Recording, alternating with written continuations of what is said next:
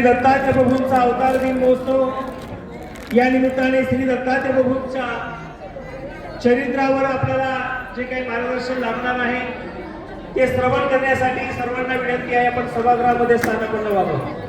सभागृहाच्या बाहेर अजूनही बरेचसे सद्भक्त उभे आहेत। सर्वांना विनंती आहे आपण सभागृहामध्ये स्थानापन्न व्हावं।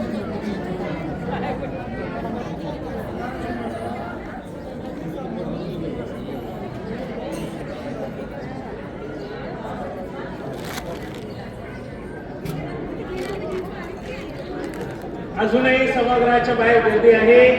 काही संत मंडळी अजून बाहेर बसलेली आहेत, सद्भक्त आहेत। सर्वांना विनंती आहे आपण सभागृहामध्ये स्थानापन्न व्हावं। बाहेर गर्दी करू नका, सभागृहामध्ये बसावं अशा सगळ्यांना आग्रहाची विनंती आहे।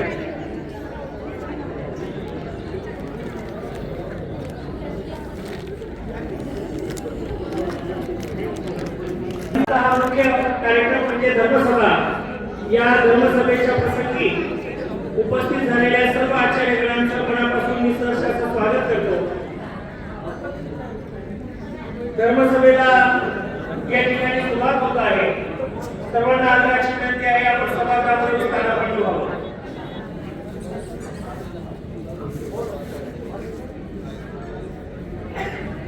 महाराज की जय, श्री दत्तात्रय महाराज की जय, श्री चक्रपाणी महाराज की जय, श्री गोविंद प्रभु महाराज की जय, सर्वत्र श्री चक्रधर स्वामी की जय। पूर्ण परब्रह्म परमेश्वर अवतार श्री दत्तात्रय प्रभूंचा अवतार दिन महोत्सव वर्ष 90 आणि या 90व्या वर्षामध्ये पदार्पण करत असताना या कार्यक्रमाच्या निमित्ताने आयोजित आजची धर्मसभा, या धर्मसभेला नेतृत्व देण्यासाठी, या धर्मसभेचं अध्यक्षस्थान भूषवण्यासाठी जी घोषणा करत आहेत, आजच्या धर्मसभेचं सभाध्यक्षपद परमादरणीय परमश्रद्धेय आचार्य प्रवर सुकेरी निवासी महंत श्री आमचे सुकेरीदेव बाबांनी आजच्या धर्मसभेचं सभाध्यक्षपद स्वीकारावं अशी मी सभागृहाच्या वतीने बाबांना विनंती करत आहे। दंडवत प्रणाम। भोजन प्रभाकर, नाशिक रोड।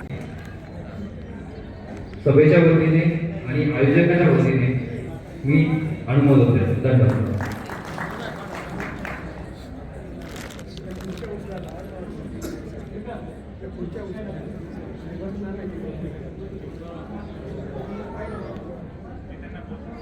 आजच्या धर्मसभेचं सभाध्यक्षपद बाबांनी स्वीकारलं असं बाबांच्या वतीने मी जाहीर करतो। आणि आज या मंचावरती परमपूज्य महंत श्री आमचे हरिमित्र बाबा यांच्या निमंत्रणाला मान देऊन आलेल्या सर्व आचार्य साधू संतांचं खऱ्या अर्थाने स्वागत समारंभ पूजन आजच्या या धर्मसभेच्या निमित्ताने आपण संपन्न करणार आहोत। आजच्या धर्मसभेचं अध्यक्षस्थान ज्यांनी भूषवलं ते आमच्या परिषदेच्या माध्यमातून गेली अनेक वर्ष या जिल्ह्याचं नाव संपूर्ण महाराष्ट्रभर विविध कार्यक्रमांना असतं। कुणी बाबांना निमंत्रण दिलं कार्यक्रमासाठी, आग्रह केला तर बाबा त्यांच्या पाठीशी उभे राहतात।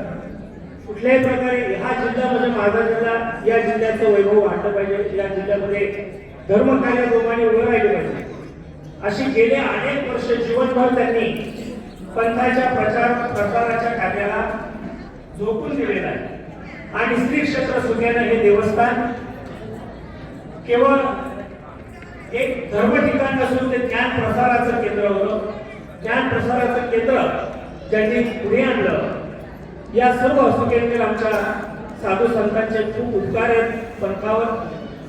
त्यामध्ये कैवल्यवासी परमपूज्य महंत श्री आमचे पंडित सुकेनीकर बाबांचं वास्तव्य आपल्या सुकेनेला लाभलं। बाबांच्या रूपाने फार मोठा ज्ञानाचा सागर आमच्या जिल्ह्याला लाभला।